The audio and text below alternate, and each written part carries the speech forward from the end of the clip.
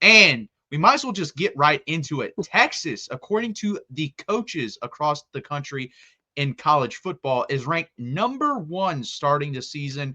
A little bit of surprise for me, Gerald. I thought we were going to probably be 2 or 3 because that's where I have us, but we ended up number 1. What do you think about Texas being ranked number 1 in this bowl? By the way, for the first time ever.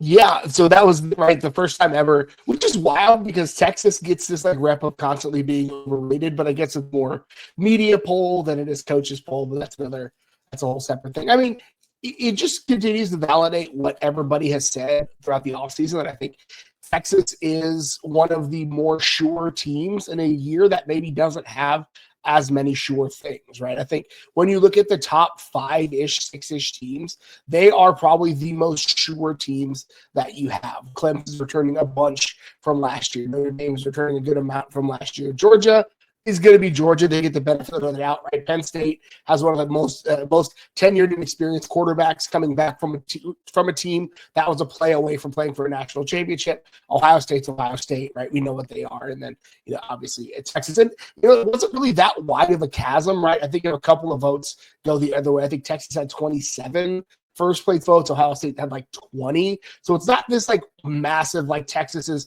the odds on favorite, right? I think what the first place votes really say is that I think the coaches think that Texas, Ohio State, Penn State are all in a very similar group of folks that wouldn't be shocked to be in the national championship picture long term. We have Penn State Sports Talk joining us, and he said 3 and someone will lose week 1. So, yeah, you'll be 2 in this poll for sure. And I thought, honestly, you guys should be – I'm surprised you guys aren't number 1 or number 2 in this poll. Yeah. Honestly, if you look most around college football, it's Texas and Ohio, or Texas and Penn State as like the 2 teams being predicted to win the national championship. I think Clemson is probably number 3 in that conversation as well. And then there's kind of a tail off. I have yet to see anyone predict Ohio State to go back-to-back. I don't think I've seen that, and I don't think I'm going to see that. Yeah, I'd be shocked to see it too. But Ohio State, again, much like what Penn State, Georgia, Texas have all done, they've recruited really, really well and put together a significant backfill opportunity, right? We don't expect to have a ton of drop off. And Ohio State, I've talked about it before, has one of those blue shell guys, like I call it, a guy who can change the game in one play on both sides of the ball, right? So I think it doesn't surprise me that they're here. Again, I think the Big Ten is going to be more competitive, more wide open than it has been in a long time. I think for our friend Penn State Sports Talk, I think this is James Franklin's year. It's got to be, right? If it's not this year, then I'm not sure when James Franklin's ever going to get over that hump, because the fruit is ripe for the picking for Penn State this year. I think Michigan's going to be down. Ohio State might not be who they think they are. Penn State is in a really enviable position. And I think James Franklin has to get it done this year, or it's going to continue to plague him for years to come. Yeah, and when we made a video about is Texas overrated, and we got, a little bit, not too much, honestly, but a little bit of heat on that from some Texas fans. But we both said in that video, because we thought a lot of people were putting Texas as the number 1 overwhelming favorite, not because they're the favorite, because they're overwhelming. The vote didn't say that. Like, the vote was very much split. I think 5 or 6 teams got a first place vote. Like you said, Clemson got one, Georgia got one, Penn State got one, Ohio State got one, and Texas got one, which is kind of weird that Notre Dame's ahead of Clemson, even though Clemson got more. That's weird to me, but it is what it is. I agree. I think Texas, I think personally, Penn State, Texas, or Clemson, to me, should be the number 1 team going into the season. I'm not big on preseason polls as it is. I think they should be pushed back into the season because, one, I think they kind of,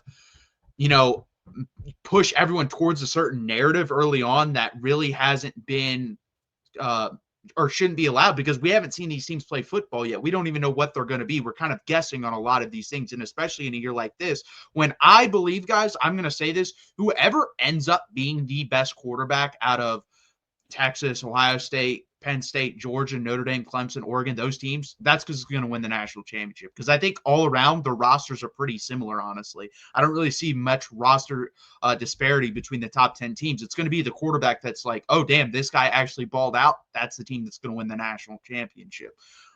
So I don't know who that's going to be. It's going to be interesting. And I think this is also an interesting question. Every year, guys, a top 10 team falls out of these unranked. They're just not ranked. So, Gerald, out of these top 10 teams, pick one for me right now who you think is going to be unranked at the end of the year. It's happened every year for like the past decade, and I want to know your guys' thoughts on that as well. I think the one that jumps out to me is Indiana, just based upon like the luck that they had a year ago. Like, I'm not one to doubt Kurt Cignetti, but they won a lot of really tight ball games. And as a fan of a team that was tight ball games away from being elite, and then those tight ball games flipped, you can see that going the other way. There's a lot of luck that happens in that. Indiana's one that I feel like is pretty ripe for the taking there. I think I would also, again, SMU, I'm not sure there's not a quarterback controversy this year. They were very close to being an elite team last year. But again, they've got a really tough non-conference schedule. They're playing a bunch of in-state schools early, which I applaud them for, but ultimately like that could cost them. But if I had to pick one, I think really like Indiana's the one that jumps out to me. It's like they were a high variance team, we'll call it, last year. And sometimes that returns to the mean as we get to when we talk about the mathematics of it all. No, I agree. Like top 25, I think there's a bunch that are going to fall out, but Indiana's one. I think South Carolina is probably going to fall out. I think Illinois, I made my Big Ten predictions on Twitter. I think Illinois falls out as well. But the out of top 10 teams, I think the one that falls out for me, you're good. Man, I want to say Miami, because that's the easy one to me out of those 10 teams. And I don't really see it like, the three that I'm thinking of are literally the three in order at the back half, like Alabama, LSU, and Miami. I could see it's really hard for me to see any of those top 7 teams fall out of the top 25. So I'll go with Miami. That's the easy one. What about you, Gerald?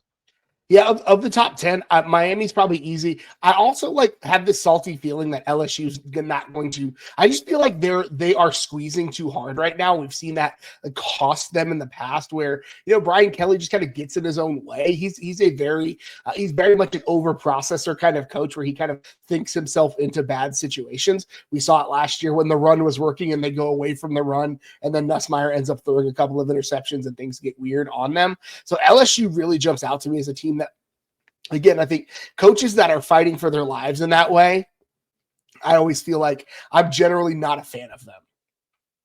No, I agree. Penn State Sports Talk Texas should make them. They should. I mean, if they don't, it's going to be a really bad season. That means they lost 4 games and people are going to be very upset. Yes. Because I think this year you're going to have 1 or 2 9-3 teams get in. Absolutely. Just the way schedule's set up. And then also there's really no dominant team. So I have a feeling you're going to get 1 or 2 9-3 teams. And I mean, last year that came pretty close to being the case. So, I mean, it's going to be interesting.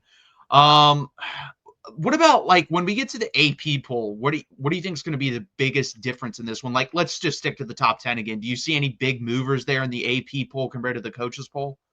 I would be shocked to see Clemson in the top 5 when it comes to the AP. I think people are very high on what Clemson brings back, especially on the defensive line. And obviously, Cade Klubnik put on a show in his final game of last year, so people are really fixated on what they were able to do against Texas in that playoff game. So I wouldn't be shocked to see Clemson moving up. And again, you and I have said it before. I really don't think Penn State should be lower than 2 in any poll that we see, and so I wouldn't be shocked to see Penn State at a second or even first place sitting right there, because when we talk, it's a quarterback driven game, and they've got the most experienced, highest ceiling quarterback of that group of top 10 teams. So I wouldn't be shocked if the AP voters rewarded them for that, because again, Drew Aller, of the guys that are in, if you look at the top 10 teams of the quarterbacks who are both proven and NFL caliber guys, he checks both of those boxes. So that would be another one that I wouldn't be shocked to see move up. No, I agree. I think my prediction is going to be Penn State, Clemson, Texas in some order for the top 3. Just because I already know a lot of the comments made by the media, because a lot of them have YouTube channels now and put their stuff out on Twitter, so you kind of get their viewpoints already. And those are the viewpoints I've seen. Like, most people are either picking Penn State or Texas, followed by Clemson to win the national championship. So I would assume those would probably be the top 3 in some order. I wouldn't be surprised. I wouldn't be surprised at all. Again, I made my case for Clemson and Klubnik, and I was listening to Josh Pate earlier today, and he's very much has similar feelings on Clemson and what they're going to do. Clemson needs to be higher, I think, in the AP poll, and I think Penn State, I would be shocked if they're not in the top 3, if they're not in the top 2 when the AP poll comes out. No, I agree. that wraps it up for the AP poll, or sorry, the coaches poll being released. We'll also react to the AP poll when that does come out. I believe it's supposed to come out in the next 10 days or something like that, usually about 2 weeks before the season. So